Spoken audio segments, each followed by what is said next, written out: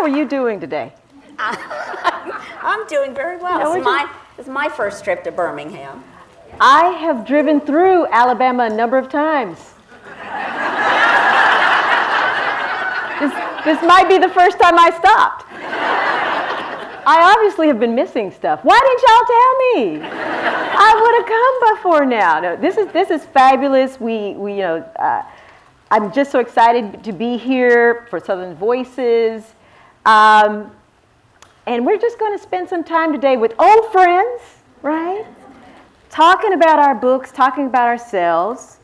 And I guess, as we try and kill time, waiting for more people to come in, I will get started. And I'm a walker, guys, so, I'm apologize in advance, but I like to walk and talk. It might be the slightly professorial kind of thing in me, might be slightly the nerdy thing, or I just want to give you a moving target so that you will stay awake because I know you just had lunch. So today I'm going to tell you about myself, Vanessa Riley, my writing career, and then I'm going to give you some insights into 1806 London for Lady Worthing.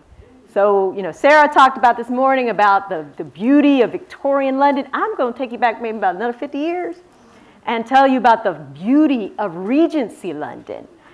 We still got the cobblestones that were probably being installed.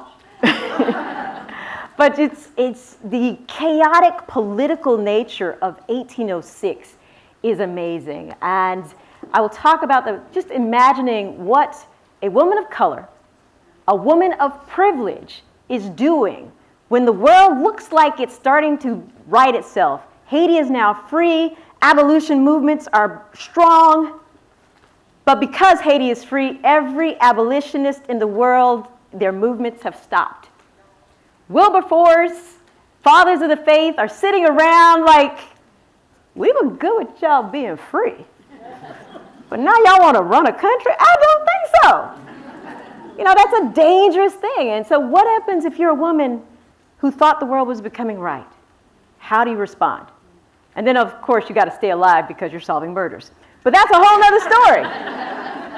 And then I'll tell you about some of the exciting research that I have found and have been able to return. I am a historian, and actually I'm a really, really big nerd. I'm you know nerds, right? Y'all know nerds, right? Y'all have them at the family table. I'm like a nerd's nerd, okay? My father is a Trinidadian accountant. That gives you some flair, but still nerdy, okay? My mom was a bookseller. You know that's nerdy, okay? But she also stressed everything from Baldwin to Shakespeare to Thoreau. So she wanted her children to really understand language. So one of my books, they're very atmospheric. I do an incredible amount of research because I want you to feel like you're actually there. So side note, if I ever mention a street, it's a real street.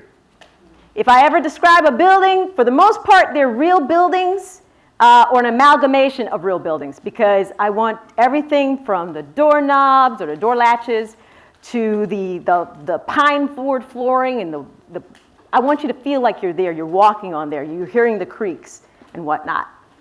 But, Nobel Prize winner in literature, that's not me, not yet, wait, name it and claim it, folks, that's not yet. New York Times bestselling author Toni Morrison said, if there's a book that you want to read, but it hasn't been written yet, then you must write it.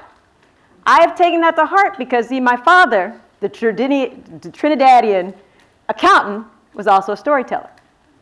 And so he would tell us these stories of his homeland.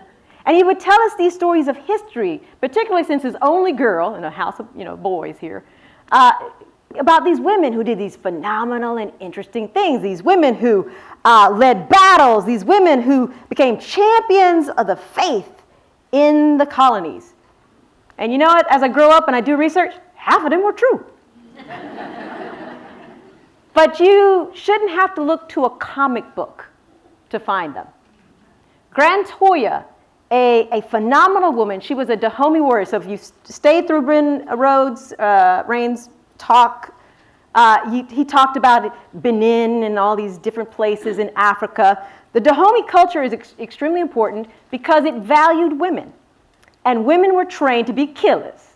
Now, I know from the poison that Sarah Pinna talked that y'all are really interested in those kind of things. So I want to make sure I hit that. But these women, Dahomey women, are aggressive. Like, one of the things they would have them do is they're training them how to fight, training them how to use guns, training them how to use spears. They'd have an acacia ramp, so it's like on a hillside, and they'd put acacia thorns all the way down this hillside. And then these women had to charge this hillside and climb, even though the thorns, these ain't rosebush thorns, girls. These like going through you, like they're gonna leave a mark and it's gonna hurt kind of thorns. And they have to do this over and over until they feel no pain. If you ever put a woman in a situation where you are training her how to use weapons and to feel no pain, you better run. She is going to change the world. Well, Grand Toya, Abadoya Toya, is captured, and she is brought to Saint Domingue, which is present-day Haiti. The Dahomey have a mixed bag history because they sold people to the Europeans. So when the Portuguese came and the French came and the English came, they sold tribesmen, typically people that were enemies to the group, or they would sell nations that they conquered. They would sell them for money, and they liked money. So they sold a lot of people. Oftentimes, when you look at Black history, African history, people want to just cover up the stuff, and they want to jump to 1865, and they forget about some of this other stuff. Or they try and say that, it was only these people who did it. Enslavement is such a toxic tool, everybody's hands are stained. If you enjoyed tea, it's from colonization that happened in India. It is from the West Indies. If you liked dark colored clothing, that pigment, indigo, it is from enslavement. And if we like sugar, because I know I like sugar, that was the gold that came from the West Indies, that cane. Everybody's hands are stained. And so I'm a fan of just looking at all the history, the good, the bad, and the ugly. And more so, I look for the good. I am looking for power women. I want women who changed the world, who defeated the circumstances that they were in and did something amazing. Dangerous women. Those are the ones I write about. And I might write because I write historical fiction, more so biographical historical fiction. So Grand Toya, that little snippet I'm telling you, is Sister Mother Warrior. I write historical romance. That's primarily set in London with Caribbean influences because, once again, the Caribbean is the south of England. Literally. It's the South. People don't know it's the South because that's where the majority of the British colonies were. And those people followed British laws and they did British things in those British places. France also, but that's not to excuse France because France had a lot of colonies too, as well as the Portuguese, et cetera, et cetera. But I look for these types of women. But I also write historical mystery, which is the Lady Worthing series. So I gave you the famous Toni Morrison quote, but there's another quote that also speaks to me by the famous poet Lin-Manuel Miranda. Why do you write like you're running out of time? Write day and night like you're running out of time. Every day you fight like you're running out of time. Keep fighting. When I was a little girl, and I had the nerd parents that want me to know all these different stories. And I go to my lovely library, and I get that one copy of World Book Encyclopedia. Because that's what they had when I was, I look young. The stories aren't there. It's amazing now that I can have access to the British National Archives. And I can see a woman's will vaulted as a hero. Dorothy Kirwan Thomas. but she wasn't in my history books. Well, first of all, why would Dorothy Kirwan Thomas need to be in our history books? Dorothy Kirwan Thomas was the wealthiest woman in the West Indies. Period. Dorothy Kirwan Thomas was born enslaved. She saves money. Now, let me tell you about that. Little Vanessa aside. Slavery in the colonies is different than slavery in America. Did you know we had days off? That blew my mind. You had Saturday off. And so you could actually take your weaves, if you've made art projects, if you've made clay bowls and whatnot, you could actually go to the city. First of all, here's another side. You could lead a plantation. I didn't know that. Lead a plantation, go into the city and actually sell your goods. And women were able to do this and actually use the money to buy their freedom. Dorothy buys her freedom, buys the freedom of her mom and her children, and she goes on to build businesses across the West Indies. So this woman had businesses in Grenada, in Barbuda, and in Guyana. Present-day Guyana wasn't at that time known as Demerara. Many of us know Guyana from Jim Jones. It actually has a better history. Gotta get around Jim Jones and you got a better history. But that would be fabulous enough. You've got this woman who has beat the odds, freed people, and is building businesses. Well, she runs into this guy. He's kind of I wouldn't say he's a loner, but you know that guy I'm talking about, right?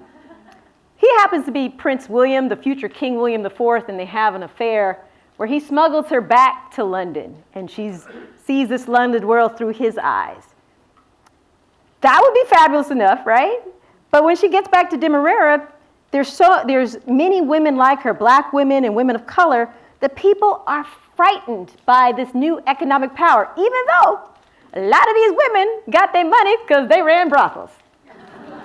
Now you mad, right? You helped me make my money, and now you mad. Or they were purveyors of art, or they were housekeepers, because especially when the Navy comes in, they're not going to set up a permanent base. So they would hire housekeepers to take care of them. And if you were in Grenada, you get these bugs in the wrong places. And you need to be real nice to somebody to get rid of them for you. You don't want an enslaved person that you might not have treated well to do this. You're going to hire a housekeeper, a professional who will get rid of these bugs. So Dorothy and these other women have earned all this money, and the governor of Demerara they're frightened by this economic power, so they start putting taxes on them and them alone.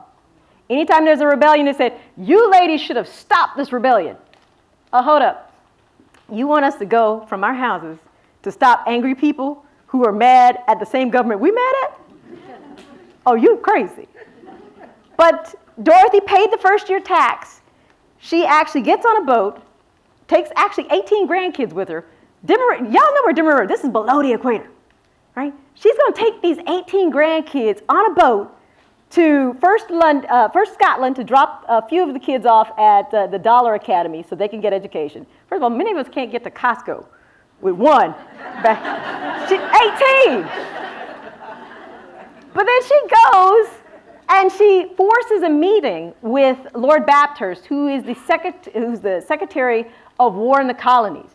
Now, he only takes the meeting because Dorothy does it in Dorothy style.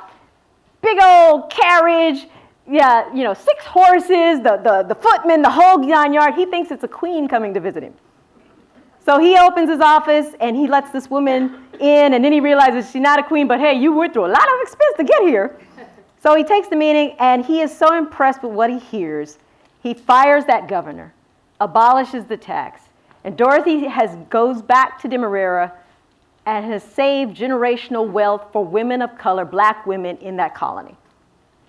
These are stories that need to be in our history books, and if they're not making it in our history books, I feel so empowered to be able to bring them to you in fiction. So I just told you about At's Island Queen. I told you a little bit, go back to Grand Toya. Grand Toya, she is enslaved. She's brought to Saint Domingue. She now understands what enslavement means. And she has a purpose to raise up the next generation. So she begins training the kids, exercising the children. And if you squint, it looked like troop movement. One young man she pours into, particularly showing him how to position troops in the mountains using the stars as guides, is a boy named Jean-Jacques. Jean-Jacques Dessalines grows up to be one of the military strategists of that Western world. He leads the indigenous forces because he understands that it takes everybody to beat France. So he gets the Taino Indians. He gets the Blancs who have stayed, who believe in freedom, to join with him. And then, of course, all the African enslaved people that are now free, all joining together, they all pushed France out. All goes back to Grantoya. Grantoya, when she dies, is given a state funeral. Haiti is a free country, has only been free for about a year. And she is given a state funeral from the top of a high mountain, a coffin strewn with white hibiscus, and there's soldiers leading in front because everybody knew this is the woman who helped us be free. Years later now, you get this little girl, Vanessa, whose dad has told her bits and pieces of these types of stories. I'm looking at a comic book, and I see Grantoya's name. And I start to remember. And I go back and I do this research, and I find this phenomenal woman. Shouldn't be in a comic book. Should be in our everyday books. It should be access. And so that is my calling, to return these women. We go back to Lady Worthing. Lady Worthing is a woman of privilege because who wants to really read about poor people when you don't have to? I mean, I'm just saying, they're great books about poor people. I wanted her to have money because, you see, money comes with its own set of foolishness.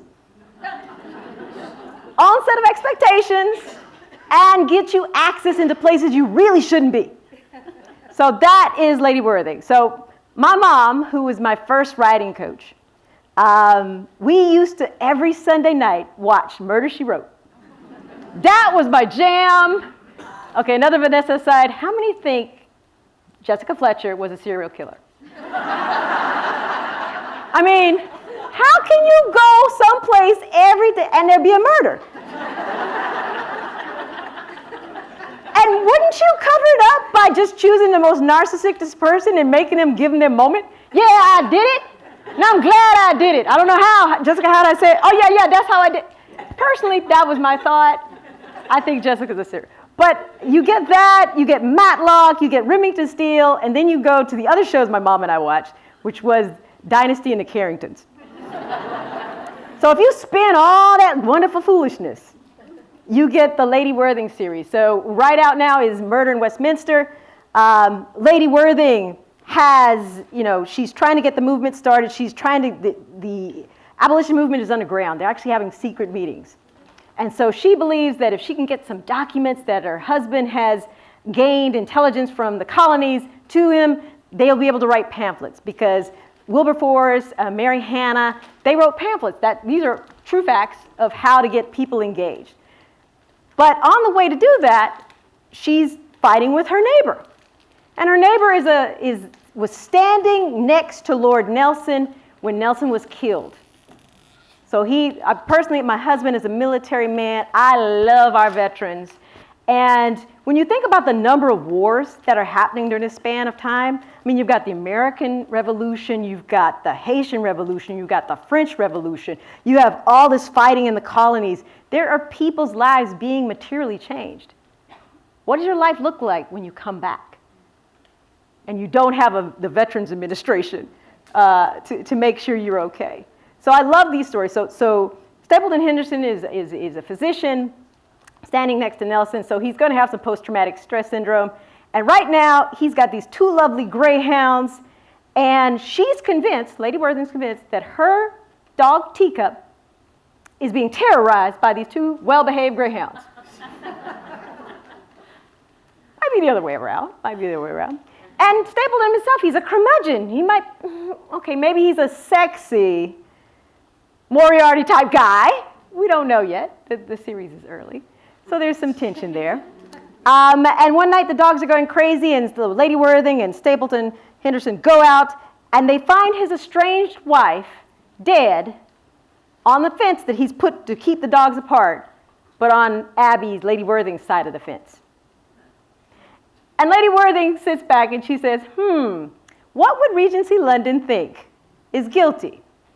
My nice war hero neighbor? Or the black woman they don't think should be here, who has privileges she shouldn't have, and who's causing a ruckus by trying to get the abolition movement started? Yeah. So she's going to solve this murder real quick. And that's the beginning of the Lady Worthing series, right? Murder in Westminster came out last fall. I think the paperback comes out this year. I think they have it over in the booksellers. Murder in Drury Lane will be coming out this fall. So if you're ever in London, you have to take the backstage tour of Drury Lane. I went with my daughter, and I remember she stopped me before we went in. And she said, Mama, don't ask them where to kill people in here. I want to make it back on the plane. Please don't do that. And I said, but. She said, no, just don't. They're not going to understand, Mom. They're not going to get your humor. I was like, okay. But I was looking, right? And I'm telling you, there are a lot of places in Drury Lane people could get killed. It is just imaginable. I'll give you this one snippet. There are tunnels underneath Drury Lane.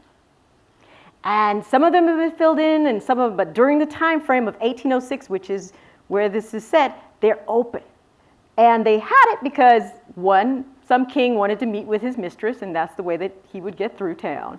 But two, they started using it because the dock workers on the Thames would actually come to the theater because the hoisting of these beautiful curtains was the same rigging as the ships.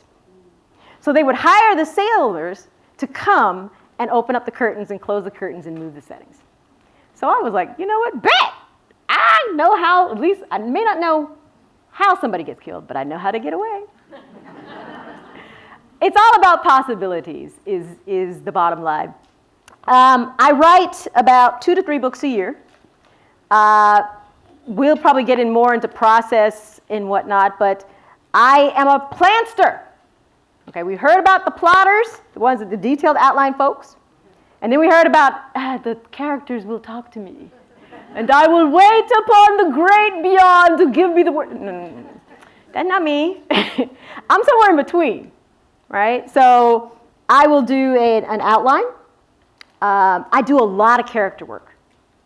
I really dig into the character work because to me, I got to know everybody has to have a goal. So if I'm writing like a historical romance, the goal is not to fall in love. That is not a goal. The goal is not to get married, even though technically in Regency England that might have been a goal. That's not my goal. My girls, no. They are trying to do something tangible, something measurable, something that has total independence of what the hero may do. Because we're teaching our girls agency. And they need to learn it in the literature that they're reading so they can go out and do all kind of interesting, fascinating things in the future. Oh, and I think I'm going to just wrap this up because I don't want to go over because lovely Alka is going to talk. But if you're looking for atmosphere, buy my books. If you're looking for history, buy my books. If you're looking for sisterhood, buy my books. If you're looking for just something that's going to take you away and present history in a way you haven't seen, that is fair, that shows women doing incredible, exciting things, buy both our books.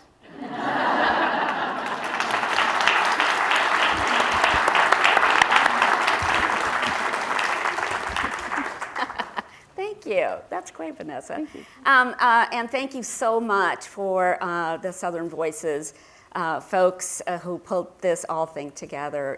Carrie, thank you so much, and Teresa, thank you so much. And thank you to the audience for coming and listening to us authors, hour after hour after hour. I'm probably the only author here who had no designs to becoming an author. None. I never wanted to be a writer. That was not in my game plan at all. I was going to be an artist. I was going to be an art director. I was going to be a graphic designer, all of those kinds of things. Well, I wasn't really good at any of those things. So I wasn't going to do any of those, but I found myself in advertising, and that's kind of a great place to be if you're not good at anything else. You go into advertising. So I was running my own agency for about 12, 15 years, and then the 2008 recession hit. That was the big mortgage crisis, remember? So business was down, and I thought, what am I going to do with my life? And what am I going to do for the next 2 years that it takes for a recession to abate in this country? So my husband had been telling me to write fiction for a long time. He said, I think you're going to be really good at it. And so he'd been telling me that for 16 years, and I finally decided to listen to him. And I think you women really understand, we don't normally listen to them, but every now and then we kind of go, oh, okay, maybe he's got something there. So I decided to enter an MFA program, a Master's of Fine Art in Creative Writing. And this was in San Francisco, and there was a program very close to our house. I could just bike there was no problem. And at the same time that I entered this program, my mother began to want to go to India.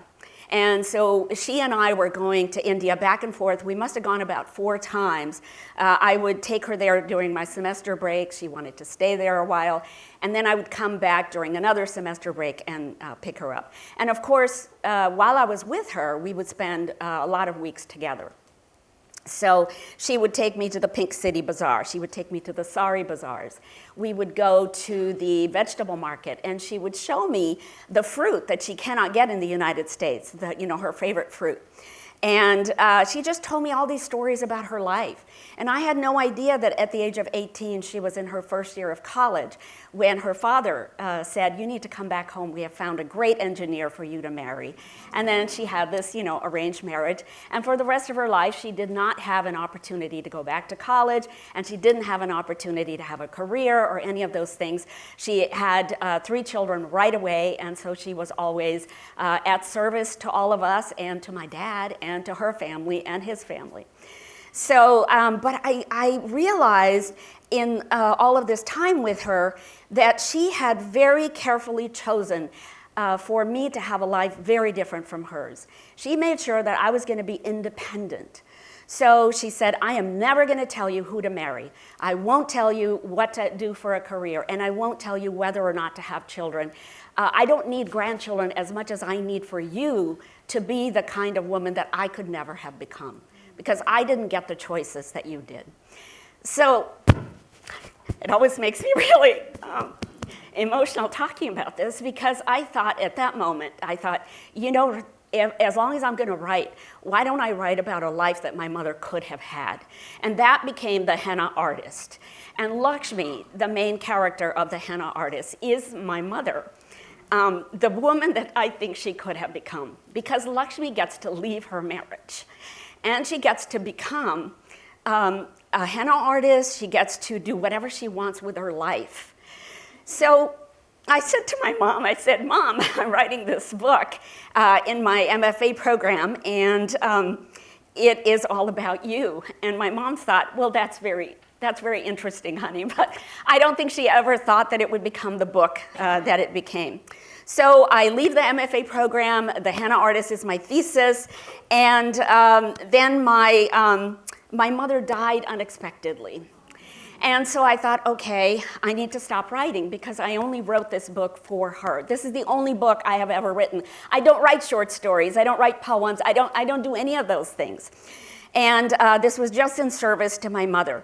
Well, I stopped, and then a year later, I'm back at work again. My clients are calling, and one of my mentors calls me from the program and says, what are you doing with your book? I said, nothing.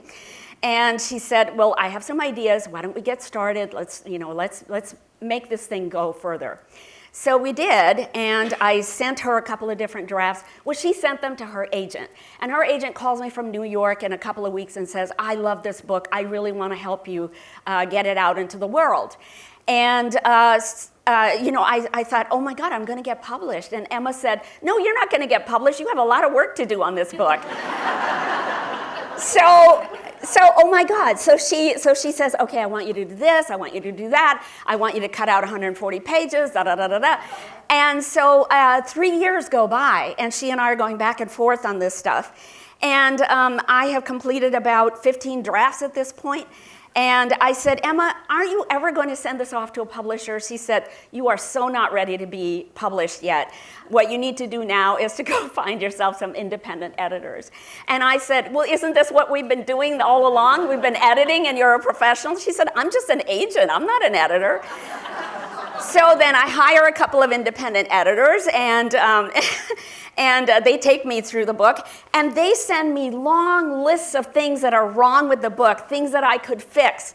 Yes, they say nice things, but then they say, oh, you got to do this, you got to do that. And I just got so pissed off that I just stopped writing.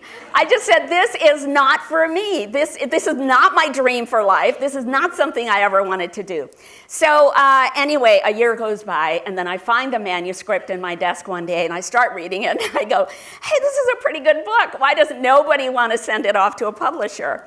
And so I started looking at some of those, professional editorial comments, and I realized, oh, these people do know what they're talking about. Maybe I do need to change some things. So I did all of that. I sent it back to Emma, and I said, Emma, my agent, I said, Emma, this is my 20th revision of this novel. Please send it off to somebody. If you don't, then I quit. I quit you. I quit you, Emma. And Emma said, we don't even have a contract. So this had been going on. Can you believe this? This was 9 years into the project. And so Emma said, okay, just relax. All right, I'll send it out. We got 2 rejections, and I'll tell you why in a minute. And then we got an acceptance right away from Mira Books, which is a division of HarperCollins. And immediately then, I have a new editor, Kathy, and Kathy's got changes that she wants to make. But the moment I got that contract, and the moment I signed that contract, I said, I'm a full-time author now. This is all I'm ever going to do. Because by then, I had fallen in love with the henna artist, and I really wanted this book to go out into the world. So it goes out into the world, and before that, it goes off to the printer, it gets married to the cover and all of that. And then I start writing a sequel because my characters will not leave me alone. They keep saying, you've got to write a book about me. And so Malik, one of the other main characters, says, you've got to write this book about me. So I start writing his book. And I had written about 20 pages into it. My agent sends it off to Mira Books, and Mira buys it right away. So that was the second book. So as I'm writing the second book, my release date for the henna artist comes up.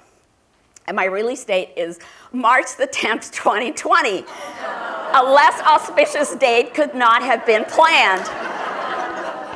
So on March the 11th, 2020, the pandemic strikes, and all the launch events that we have planned are canceled, every single one. I keep calling venues going, will you hold my event? Will you hold my launch event? Will you? No, we're shutting down. Then the library shut down, and then the bookstore shut down, and then Amazon stopped shipping out books because at that point we still didn't know whether the paper off of books was giving us COVID or not, right? So everybody shuts down, and I am sitting in my office, and I'm cursing my husband out for ever getting me started on this journey. Damn you. So I thought, okay, at that point, I didn't know anything about social media until a year prior, when my editor had said, you have got to start putting yourself on social media. I said, I don't want to tell everybody what I ate for lunch. That's not interesting to me. And she said, no, tell them about your book. Tell them about the Indian food you include in your book. Tell them about the saris. Tell them about, the Indian culture. And so that's what I had started to do, and I really kind of enjoyed it. I learned about Instagram. I learned about how all the bookies are always on Instagram. Love it.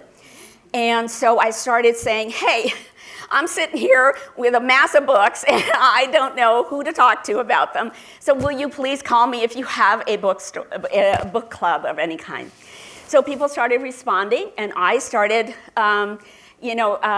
Zooming in with them because that was a new thing at that time. And to date, I have done 890 book clubs on Zoom. So, because you gotta go where the people are, right? And so if you guys ever want to Zoom in with me and you have a book club, my email address is on the back of the henna artist in the acknowledgement section. I always put my email down. My editor said, you're crazy to do this because you'll get a bunch of stalkers. I've never had that happen yet, so don't do it. But anyway, so I was doing all of these things, and then a couple of months later, my editor calls and said, you're not going to believe this, but Reese Witherspoon loves your book, and she is going to make yours one of the book picks for 2020. So that was huge, and thank you, Reese Witherspoon. I thank her every single day for having done something like that, because you know why she did it? She started her book club to help women, to help female authors get recognition that they don't normally get, because male authors mostly get the recognition, they get the big advances, and she said, we have got to even this score. So, my mouth is so dry, I don't have anything to drink. And so, we get the Reese thing out of the way, and then I start getting calls from Hollywood. So at this point, like a lot of the authors here, I have an option with a group called, it's Miramax TV, it's Frida Pinto, the author who wants to play Lakshmi, and then it's Michael Edelstein, who has his own production company. So together, they formed this production company. They went out and shopped the henna artists to all these different streaming companies, and they got 5 different offers from 5 different streaming companies, but Netflix won out, so it's in development at Netflix.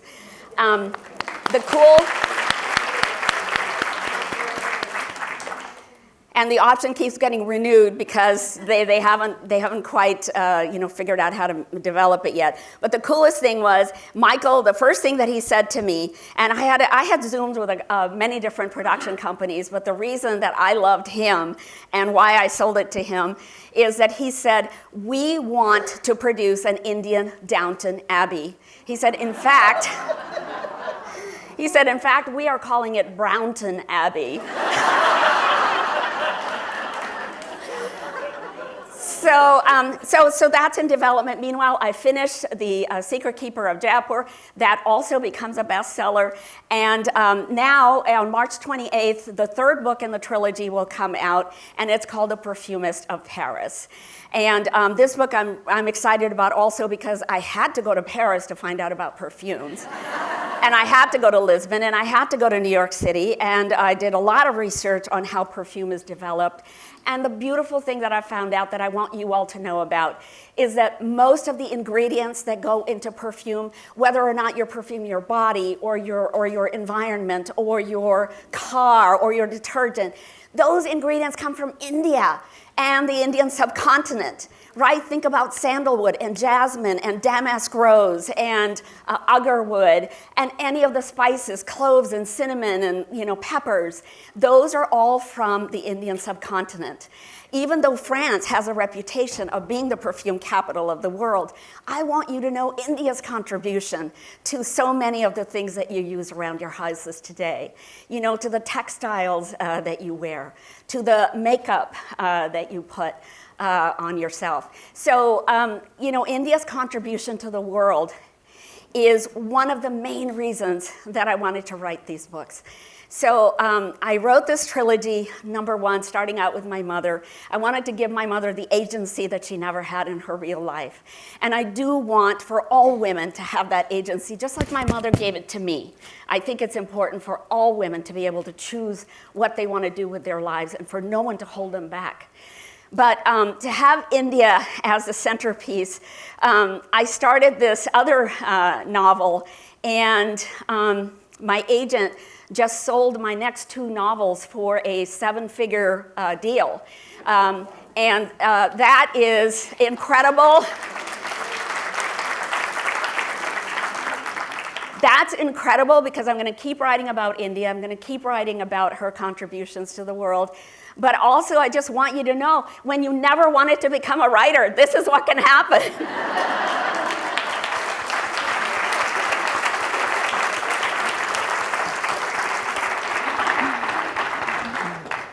All right. Well, first of all, that was amazing. Give it up again to Alka.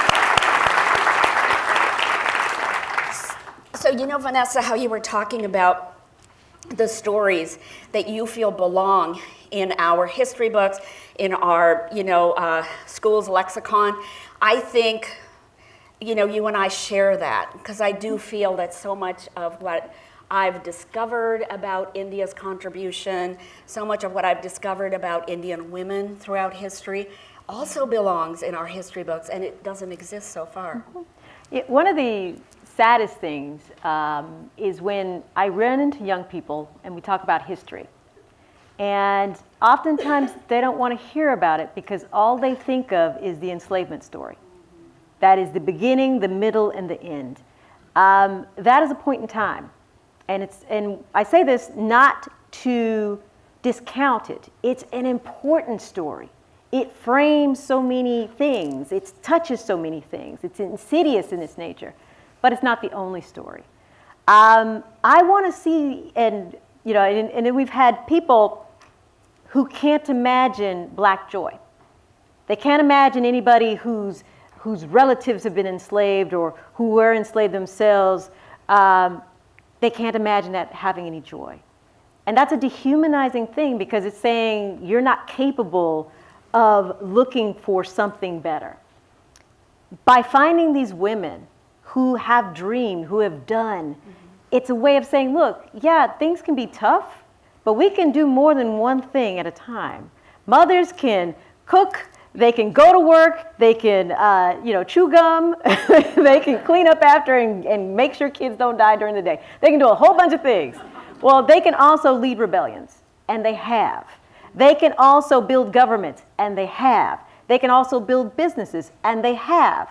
We need those stories too, and those are the ones I gravitate towards.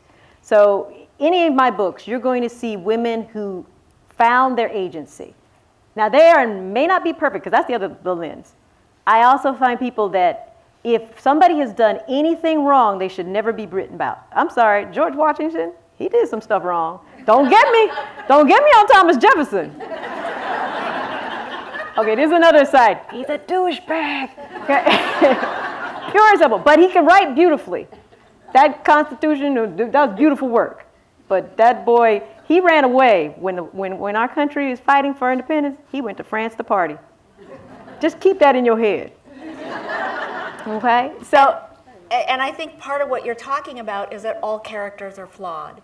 And all of us are flawed. None of us are perfect. And so it's interesting when we write about characters in our books who are flawed. They're not perfect. They do good things and they do bad things.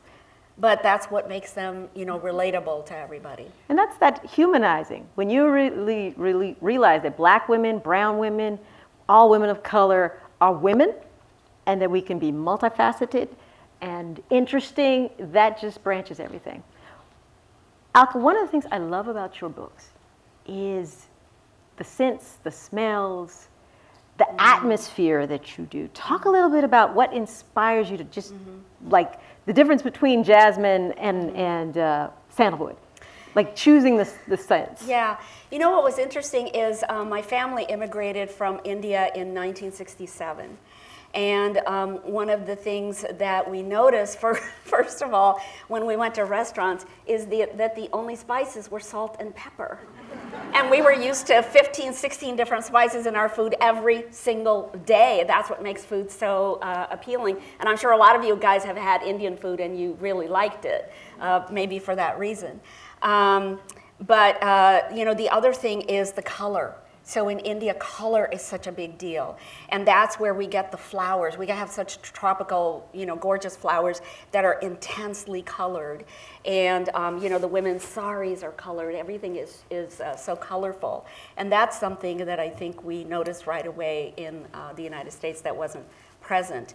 So yeah, I think that the richness of smells and sounds and colors and all of that I bring into my books because I want the reader to feel what it's like to be in India.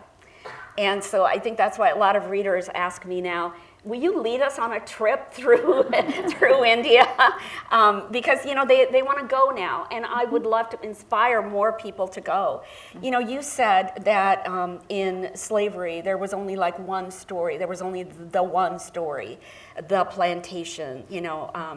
And I think with India also, there seems to be the one story, and it is partition. Partition isn't the only story. There are so many stories that are pre-independence, post-independence, and I write about post-independence India because I want people to know how excited people were about having their independence from the British. I want them to know how exuberant people felt and how Indians have propelled themselves into an economy now that really is sustaining them. And they are one of the few nations that were colonized that have not succumbed to dictatorship or to anything other than democracy. India is still the world's largest democracy. So I want people to know these things, right? Just like you want people to know things about West Indian culture and your heritage. Absolutely.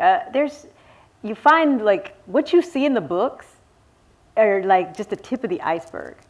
One of the stories I tell is I love details and colors, just like Alka. I found out when I was writing Sister Mother Warrior that Toussaint Louverture had painted buttons on his waistcoat. So his vest, they've got button closures, painted buttons. Now remember I told you I was the nerd's nerd? I might have forgot to tell y'all I have a Ph.D. in mechanical engineering from Stanford University with an emphasis in lasers and metallurgic materials. Right? Yeah. So you give me a tidbit about a painted button. I'm going to be like, well, what kind of paint? Well, how long did it last? What did they paint? How did they clean it?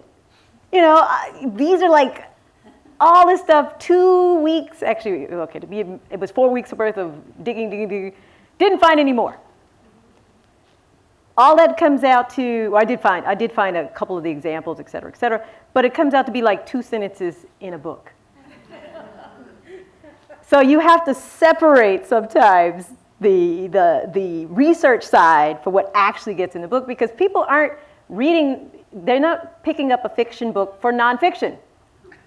They're picking up a fiction book for story, for just being swept away. And Alka, that's one of the things with your books that I love. Talk about how you choose what story to tell, other than the mother story, because we know that.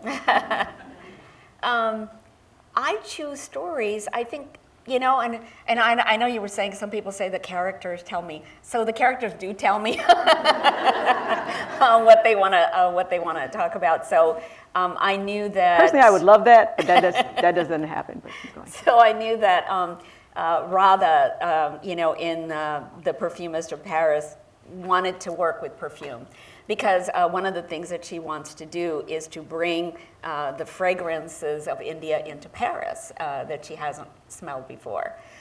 So I think whatever I'm trying to do, I'm trying to move India further and further out into a larger diaspora. And in the same way that I think West Indies folks have, populated a much larger part of the world, I want people to know that, Indians have also gone all over the world to do phenomenal things. Mm-hmm. No, it's very exciting, and the limited scope of the Indian narrative, the West Indian narrative, the African narrative is so interesting. So my favorite version of Pride and Prejudice is the 1995 version with Colin Firth. I know everybody's here on my side. I know some people like that 2000 version, whatever. But there's a scene in this where Colin Firth, he's Mr. Darcy, he's looking for Lydia and Wickham, and he's sweating profusely. He looks really good sweating. And this little kid comes out and gives him a tankard of ale so he could keep going. But that particular street that he's searching for Lydia and Wickham is very close to the St. Seven Dials area, which is one of the worst part of London, which during that time frame, he should have seen someone of color. Could have been someone Indian, it could have been someone black. He should have seen someone of color on that, in that street. There's a complete taking away of history because maybe the history is painful. And I say, let's get the colors in because there's so many different moments. It's not just the pain. It is the power. It is the passion. It is the joy that we're missing when you just exclude things from the tapestry. So I like showing all of it, and I like being as authentic as possible, and I love bringing in all the details. When we're talking about scenery, what is your favorite scene? In any one of your books. Any one of your books. And why did it become your favorite? Like what? I like the scenes where Lakshmi is going to the bazaar. The Pink City Bazaar in Jaipur is really well known. It is centuries and centuries old. It was within the walls of the city fort at one time. And the Maharanis of the palace are at one end, where the Maharanis and Maharajas were all segregated so that the women of the palace were in one area and the men of the palace were in another. And there were secret passageways where the Maharaja could come see, the Maharani. And so the city, the Pink City is a whole series of bazaars. So you can go and get, your hairpins there. You can go get Beetlejuice. You can go get shoes. You can get anything in the bazaars. And what I like about the scenes where she goes and finds her ingredients for making henna or as an herbal remedy for one of her clients is that it's filled with energy. It's filled with energy. It's filled with a lot of people bustling about, doing all kinds of things that they feel are important for their lives. And there is that palpable energy of having accomplished something, done something, moving towards something. I think those are the scenes I like the best, with a lot of energy. What are your best scenes? The best scene that I love, that readers love the most, is a scene in Island Queen. Dorothy has come to London. She's going to a dinner at Prince William's home, and she's bringing her daughters. And she spent the week making sure, getting their dresses just right. Because she knows as these black women are going to walk into this dinner, they're going to stand out. So she makes sure that their gloves are perfect and that they have the right bonnets and whatnot. And then they come to this ball and this dinner, and it's the moment. Island Queen has actually been optioned by Longboat Productions and Sony. So we'll hopefully hear some things in the next 18, 24 months. They're working on scripts, but that was the scene for them. That the Julianne Robinson of Bridgerton and Victoria Fee, who did Victoria, and so it's a UK/California-based company. They love that scene, and that triumphant of all the things that Dorothy's gone through, of the way her life has gone back and forth, and then with this love that she had for this man, to just see them and having her daughters there in this resplendence. To me, I see it, I get goosebumps thinking of it, and I just can't wait for that to be seen for the world. But you can read it now. Do we have questions? Yes. We can't see a doggone thing, so y'all gonna have to.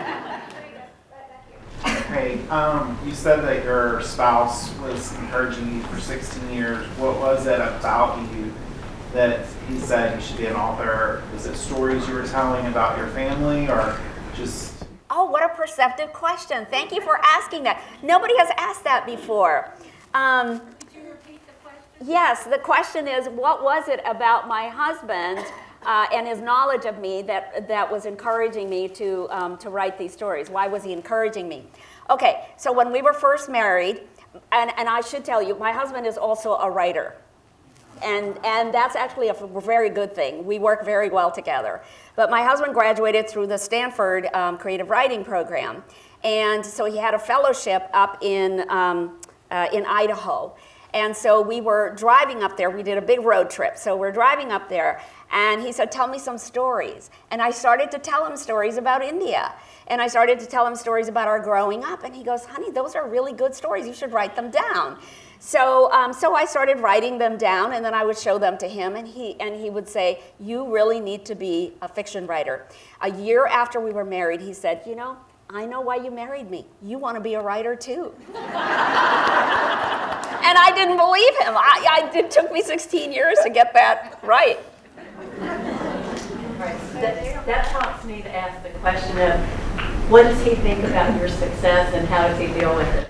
Okay, so when the news came that that Mira Books had bought my book, I said, you know, I got the phone call, and Brad said, well, what's the matter? Because I must have gone, like still or something.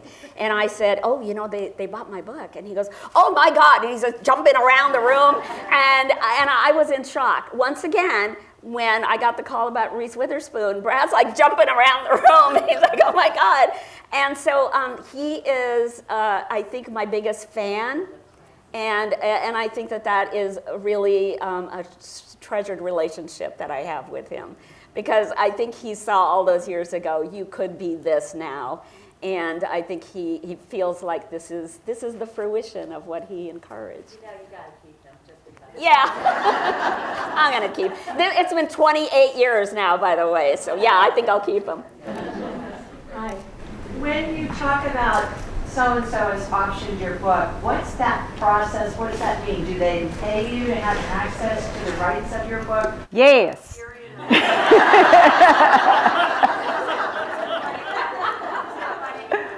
I have patents, so I know patents are only good for a certain period of time. Does somebody option a book for a year, and if they don't do something with it, they either have to re-up it or you have the ability to sell it elsewhere? So the lady's question is, what does optioning really mean, and what happens? And as earlier talks have talked about, nothing could potentially happen, or everything could potentially happen. So my agent sent out to Island Queen, and it goes into like a vacuum in the Hollywood space. And you don't hear anything, and all of a sudden, you hear something, we'd like to have a meeting. And then you have a meeting, and then you're like, okay, these aren't weirdos and whatnot. And then you get a film agent that gets involved, and they hammer out a contract that says, we will not shop or show this work or entertain any kind of conversations. We're going to give you a year at a time of exclusivity to try and get a project done. We're going to do that for an amount of money.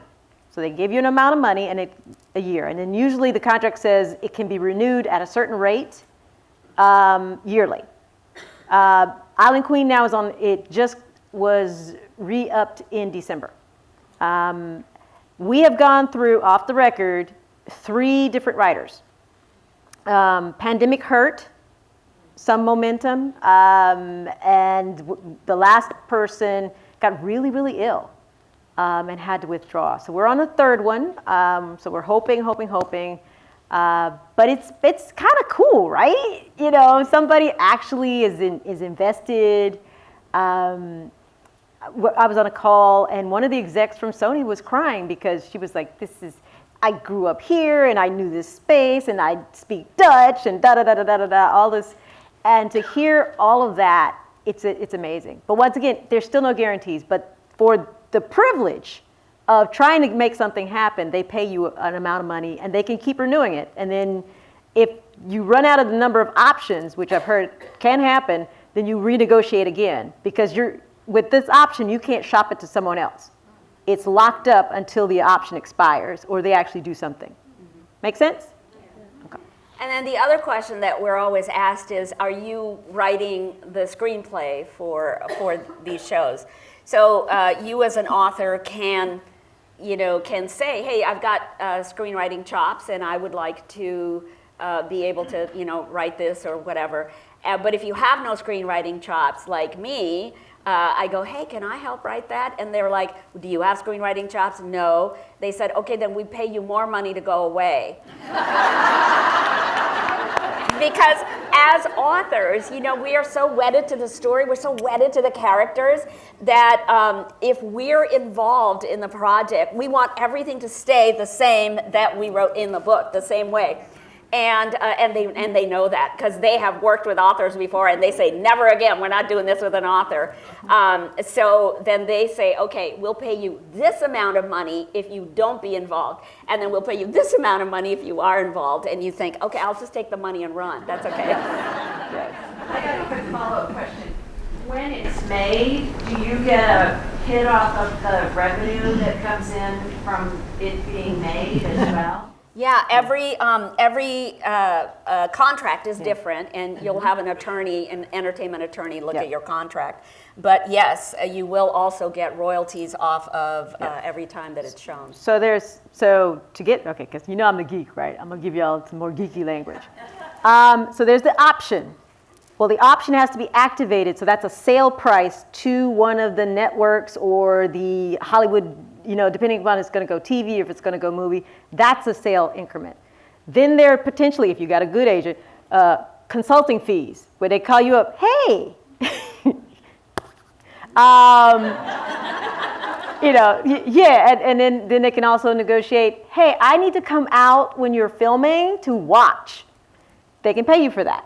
And then when it actually airs, there are credits that could be, if you want screen credits, executive producer kind of thingies. And then there's royalties per, like if it's actual streaming, it's royalties per hour of something shown. But don't get it, y'all say that sound like, but it could be like pennies, guys. You know, it all depends upon what the contract is, so. All right, any other questions? How do you like driving in India? Okay, don't drive in India. Don't do it. You're asking for trouble. So I always take the tuk-tuks, you know, the tiny little cars, or I take a taxi or something. We do not all ride camels and elephants in India. Your rings are so interesting. I can't help but ask about them. So one of the things she was just saying, she thinks my rings are interesting.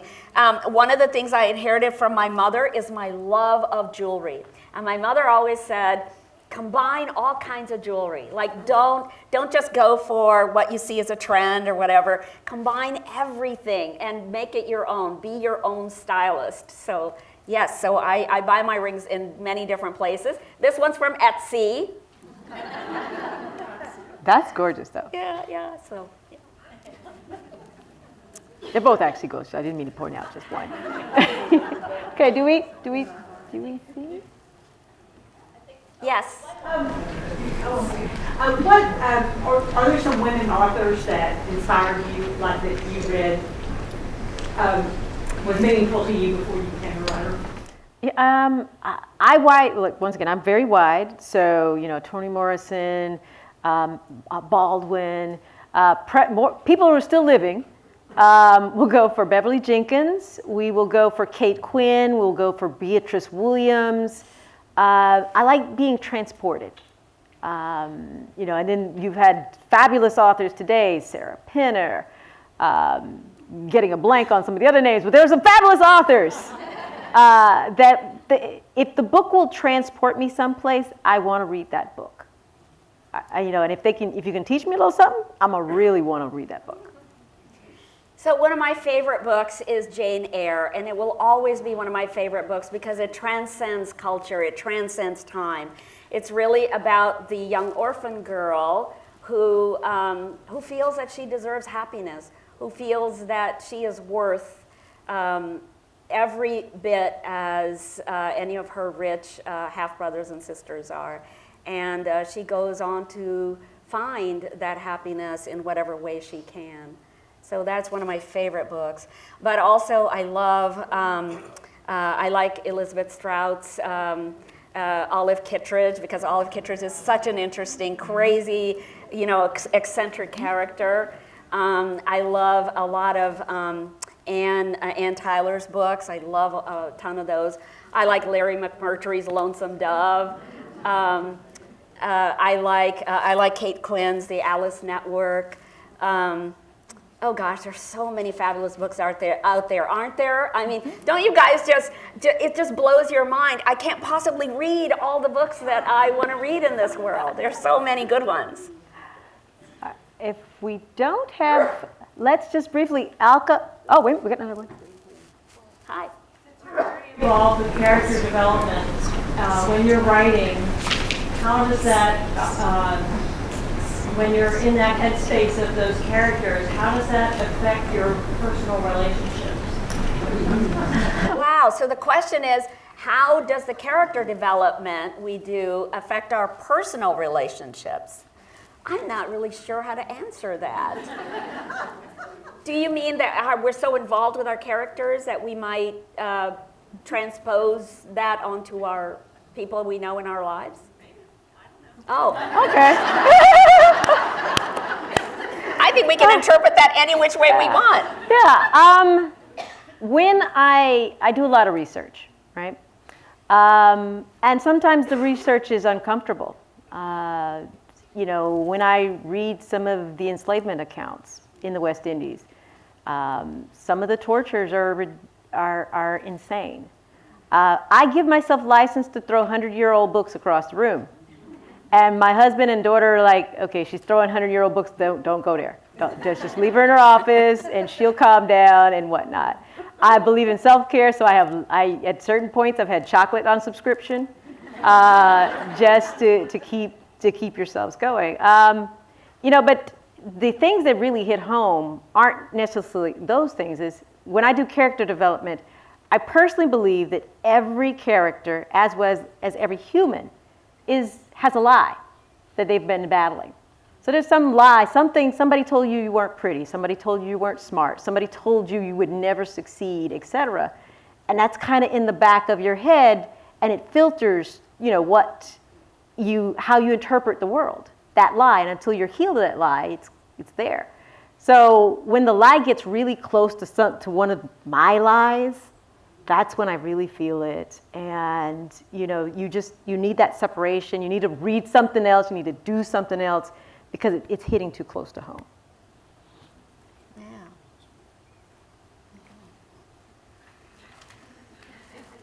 Seriously. Okay.